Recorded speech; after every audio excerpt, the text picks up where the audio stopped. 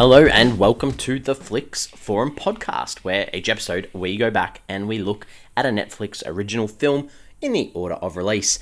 However, today we have a very special bonus episode, which is going to be looking at a 2022 film, a comedy drama called White Noise, which is directed by Noah Baumbach and it stars Adam Driver, Greta Gerwig and Don Cheadle. I am Jesse. I am writing this one solo today by myself. I'm going to spoil this film. So this has only been out for a few days on Netflix. Obviously, it had a bit of a release prior to that, so a fair few people have seen this film. But if you did want to check this film out and didn't want it spoiled for you, give us a pause, come back a bit later on, because we're going to get into it. And we start with a fast flicks, which is a quick little summary of what the film is all about. So White Noise for me, an airborne toxic event adds further worry to a family dealing with the stresses of life and death. So this is a big film. This is a film that should probably have got more coverage than it has received so far, because it's based on a critically acclaimed novel from 1985 of the same name by Don DeLeo, and from what I gather, this is a novel in America that's quite popular, quite well loved by quite a lot of people. I think possibly taught in a lot of schools. So, you know, an adaptation that's done by Noah Baumbach, released by Netflix, big, huge budget, hasn't necessarily been received very well. We'll talk about that soon anyway, but I think, you know, this has had a bit of a long story. Obviously, the novel came out in 1985. The rights to the film were acquired originally by HBO and then later by James L. Brooks' Gracie Films.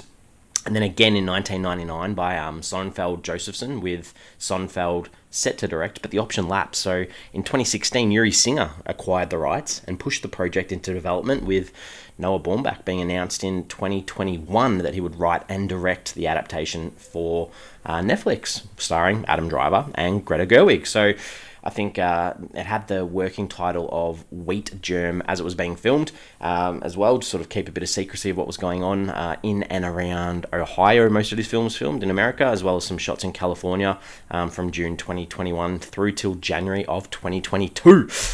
The original title for the novel was meant to be Panasonic, but it was sort of abandoned because Panasonic wouldn't allow the trademark of their name to be used. So that's where the title of White Noise sort of came about. And Jack, our main protagonist in this film, he does have an alarm clock that's a Panasonic in this film, so a nice little reference there as well. The tagline for this one was, "You can't hear it if it's everywhere." So obviously it ties in closely with that idea of white noise, what not white noise is, what it can mean in so many different ways, which we'll probably touch on a little bit later on as well. This one debuted at the Venice Film Festival on the 31st of August 2022, before playing a whole bunch of other festivals. It played New York the end of September, London Film Festival the start of October, and then had a limited release from the start of December of 2022 before hitting Netflix worldwide on the 30th of December 2022. The budget on this one is huge. Some places say 140 mil, others say it could be close to about $250 million, which, you know, that's a huge amount of money that you usually see on big superhero movie blockbusters. So, you know, to have a novel adapted for Netflix without getting a huge theatrical release, it's quite interesting that they spent that amount of money, and I'm guessing quite a bit of that went to Noah Baumbach for making it. Award season is sort of coming up soon. So far, this one has one win, has 12 more nominations, but mainly for the adapted screenplay for Baumbach, as well as music, and for Adam Driver for his performance in this one too. But let's look at what the critics and audiences are saying about this one. So on Rotten Tomatoes, it sits at 63% on 200 reviews. That's just fresh. It's a lot of reviews, so not a lot of positivity around it. The audience, it sits a lot lower at 38%. That's on more than 250 reviews, so quite negative from the audience there. IMDb, not a lot of people have actually logged this one on there as of yet. Nearly 7,000 ratings. It sits on a 6 out of 10, which is fairly solid, I guess we could say. Letterboxd, it sits above that magical 3 number, I guess. It's a 3.2, and that's on nearly 33,500 ratings. So a lot more people on Letterboxd have gone out of their way to log and jump on and say that they've seen this film. And I guess that leads me into my early thoughts for this one. I think it is a bit of a weird film. I completely understand why some people probably can't deal with it. But on the other hand, it's extremely well crafted, really good performances, and it's got some pretty good messages, even if those messages aren't 100% consistent throughout the film. So I enjoyed it. I did enjoy it. I haven't read the novel. I guess that's some context. I don't know the story beforehand. I don't know whether, if you know the prior work, it might add a little bit more to the characters and depth of them. But in this film, realistically, as I mentioned at the start, this is about Jack and Babette and their relationship. And Jack is, I guess, the narrator and the main protagonist of this. Is this professor of Hitler studies at a university or college, and the whole film sort of revolves around his fear of death and his wife's fear of death too, and he projects everything about that fear into this film. And I think, there's this mixed family with Babette, Jack's wife. They've got multiple children from previous marriages. So in this film, though, they've got the 4 living with them. It's really hard to talk about those 4. I might touch on them a little bit, but we don't get to see. They're just sort of creating more of that chaos in this world for them. Babette, she runs exercise classes for seniors, but sort of the main crux of her fear of death as well is that she takes part in this experimental drug program to help her forget things, and that sort of causes a bit of friction towards the end of this film too. So the kids, I guess we've got Denise, who's the eldest daughter that's in the house, and that's Babette's daughter, and she's sort of concerned that Babette's addicted to drugs. So she does a lot of reading, medical reading, tries to get Jack on board to help her out and support her mum and work out what's going on. Then we've got Heinrich, who's the oldest male child. He's sort of this intellectual kid who knows an awful lot about the world, especially science, and not necessarily sort of looks like he's stuck in the attic at times in their house, and the family don't really listen to what he's got to say, apart from Jennifer, who's the younger, Jenny, the younger daughter, who sort of listens a little bit, but he sort of comes out of his shell a lot in this film when they're in this quarantine camp, and there's others there that are ready to listen to what he's got to say too. The other kid, the young kid, is Wilder, little boy. Fun fact, I guess, is that as happens with a lot of films where you've got a young cast, they were played by twins, 2 twin boys, so that's an interesting little fact there for this one. Last character I'll talk about is Murray, who's a colleague of Jack, played by Cheadle. He sort of wants to be like Jack in the teaching profession. So Jack, obviously, he teaches Hitler, whereas Murray wants to do the same sort of course about Elvis, and that sort of ties in with some of the themes in the film that we'll talk about very soon. Noah Baumbach, the director. This is his 3rd film that we've actually covered on this podcast. So we did the Meyerowitz Stories, which we did very early on. We've also did Marriage Story as well, another one of his critically acclaimed films. He's also an accomplished writer, which some people probably might not know. I mean, a lot of films that he's written for Madagascar 3, Fantastic Mr. Fox, and also the upcoming Barbie film, which is directed by his partner Greta Gerwig, who also is in this film playing Babette. So nice little connection there as well. All right, let's talk about some scenes in this one. What are some scenes that I enjoyed? So I think this is a very different film for Baumbach, and I think it's nice to see him trying a few different genres and styles and types of scenes. And one of these is sort of Jack waking up in bed with this grim reaper-like character, this fear of death that he thinks it's his wife and it's not, and sort of this character goes under the sheets. It's very creepy, just that idea of death being there the whole time. That was really well done. There's a scene where Jack and Murray, they're at school, and Murray sort of invites Jack to his Elvis class to sort of, get a bit of enthusiasm for his class going. And it's such a well-performed little verbal battle, I guess, between these 2 teachers about the connections and the similarities between Elvis and Hitler and death and what that all means. Well-performed, really well shot. Did get some really weird Kylo Ren vibes from Adam Driver in this scene, though, but that was really well done.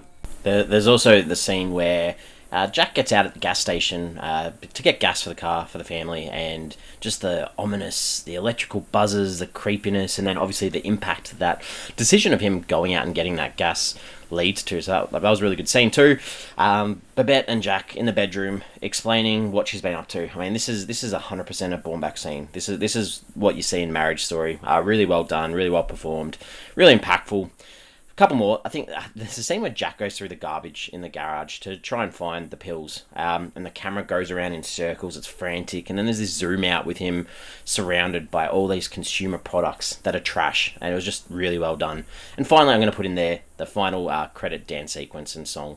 Absolutely amazing. The choreography in that, incredible. And that song's really good too, so thoroughly enjoyed that. So things that I probably didn't necessarily like. I think that there's a bit of like comedic moments, I guess, where the family sort of keep getting in the car to keep running from this toxic waste leak, and there's one part where they end up in a river. It just didn't add anything to the film. I didn't find it funny, and I just thought it was a bit of a waste of space. And the only other thing I didn't like towards the end, after there's been some gunshot wounds, a few characters end up in a hospital run by nuns. It's one of those scenes that sort of felt a little bit different to the rest of the film. It's like, we need to add one more theme in, so we're going to add this scene in. So that's where that one sat for me.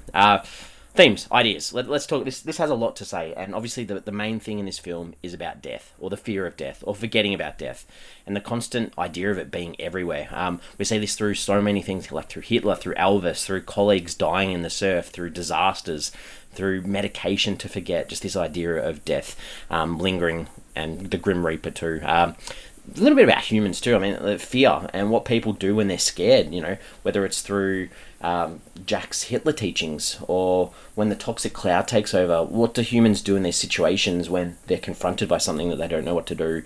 Consumerism is another really big thing. The idea of going shopping, and there are so many good scenes in this supermarket, I guess. And the idea you go shopping to avoid thinking about death. They say it recharges people.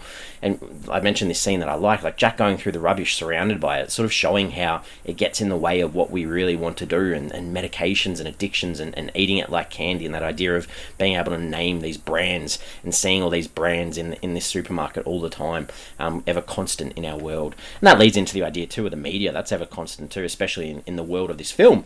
You've got radio and TV being the constant thing in the background that everyone's focusing on. You've got this dude at one of the quarantine camps sort of ranting about where are the TV cameras, where's the news, all that sort of stuff. And it all comes from this human-made disaster too, and the impact that they have, the mob mentality of what happens when these things happen. And it's all very close to home and relevant, what we've seen over the last few years. And there's a scene where they do have masks on, and it just sort of rings back to where we've been as a society the last few years too. There's a bit about family dynamics too. You've got the mixed families getting along, looking out for each other, and obviously, the family and the love and the relationship between a husband and wife. It does talk about violence too, the idea of killing someone, or the thought of alleviating that fear of death by taking someone else's life, which I thought was quite an interesting little thing that was sort of touched on a little bit towards the end. And religion too, as I mentioned in one of the scenes I didn't like. It sort of touched on with the nuns at that hospital. But going shopping, or this consumerism, is almost a religious experience for a lot of these people. Without the beliefs, the world would collapse. And this all sort of hangs in that background of Cold War paranoia. This is set in the 1980s, so that's what's going on too. And through Jack's profession, academia is sort of criticised too. You've got Jack being a Hitler expert, but not knowing German, and then you've also got the idea of a course on Hitler, on pop culture. Not Hitler, on Elvis and pop culture. Like, what's going on there too? And then you look at that title too, White Noise. It's that constant voice in our head reminding us that we'll die, or that constant idea from the radio or the TV or the supermarket aisle that takes away our focus from the things that actually matter in life. Alright, so what did I take away from this one? I think that, it's good to see Baumbach try and do something a little bit different, that isn't just a performance-based drama. I'm keen to see him try more things, try new different things. The only sort of question I've got is, how scared should we be of disasters, of death, of things like that? It's hard at times. We're trained to almost be scared of everything. So I think that that's a good question to sort of ponder. And I'm ready to wrap this one up. So we give the film a rating out of 5. And for me, I think, everything you sort of read about this film online is how the novel has been marked as unfilmable for years. And I guess if that's the case, then Baumbach's done a pretty decent job. I think Drive is excellent. There's some standout moments and scenes which make this a film I definitely want to watch again in the future. I'm giving it a 4 out of 5. So it's a 4 out of 5 for me for White Noise. We're on socials. We've got Twitter, Facebook, and Instagram. Please give us a follow, a like if you can. The question I wanted to put out there for this episode is sort of in relation to the connections with this film, and I guess the idea of consumerism in this film. But are you excited for the Barbie movie, which is being directed by Greta Gerwig and has been written by Baumbach as well? So you excited for that one? I am. I'm very excited to see Margot Robbie and Ryan Gosling give us hopefully it's a bit of a comedy and a bit of a social commentary too. So looking forward to that. As always, we have an episode out every single Wednesday. Check out what we've got, 220 odd episodes of Netflix original films there for you to listen to. So thanks as always, and I'll speak to you soon.